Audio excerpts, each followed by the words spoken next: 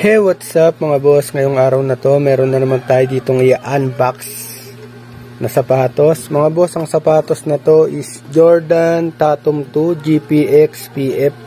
So mga boss, ang size nito is size 10. But meron pa tayo dito mga available na size. Simula size 9 hanggang size 12. So PM lang kayo mga boss kasi napakamura ng sapatos na to sa akin. So ang retail price niya is 6,995. But sa akin mga boss, ma-avail nyo lang siya ng 3,995. So, PM lang kayo mga boss. And then, comment lang kayo sa aking comment section. So, i-open na natin mga boss. Ang colorway nito is denim mga boss. I-open na natin yun, solid. Wow. Ito mga boss, yung part ng sapatos na to is knit mesh to. But, pag makikita natin siya para siyang maong, 'di ba? Ganyan yung design niya.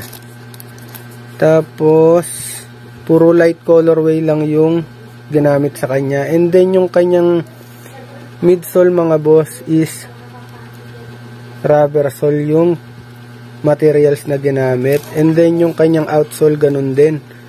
Napaka-forma nito mga boss, napaka-kapit. And then yung spike na hinahanap ninyo kapag naglalaro kayo. Yung may kita nyo rin dito. Ayan wow. Nakalagay dito yung Nike, ayan. And then Strobel, yan. Tapos mint green yata to, I'm not sure. And then yung Jumpman na logo nandito sa kanyang outsole.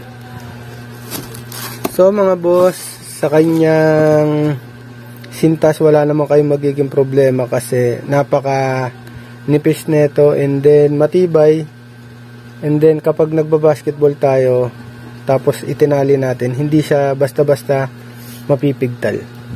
Yung kanyang dila mga boss, nakalagay dyan yung logo ni Jason Tatum, ayan, JT. And then knit mesh din yan mga boss. Tapos sa kanyang likod ng dila nakalagay yung Deus, ayan. Yung insole niya mga boss, check natin. Yung insole niya, ayan, nakalagay dyan yung logo ni Jason Tatum, ayan, JT. And then, hindi siya ganong katigas, hindi rin siya ganong kalambot. So, saktong-sakto lang mga boss, hindi ma-stress yung paa natin. Tapos, yung kanyang cushion mga boss, hindi rin makapal. So, parang tingin ko dito is true to size siya. Tapos, sa kanyang midsole part, nakalagay yung Jumpman, ayan. Napapaligiran siya ng mint green. And then dito sa kabilang bilog niya is pink. So mga boss, ipatong natin sa kanyang box para makita ninyo. Yun ang ganda. So mga boss, yung kanyang likod ganyan, Jumpman rin yung nakalagay. And then sa kanyang midsole part sa likod, yung number ni Jason Tatum 0.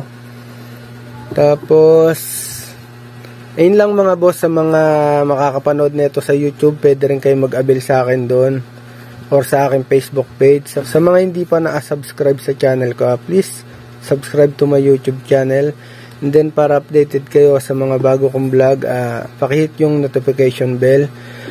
Tapos sa aking Facebook page, pa-like and pa-share na rin mga boss kapag nagustuhan nyo. Sa mga mahilig sa sapatos dyan, huwag nyo kalimutan, mag-PM lang kayo and then abang-abang lang kayo. I-like nyo na rin yung page ko para updated kayo sa mga bago nating ipopost.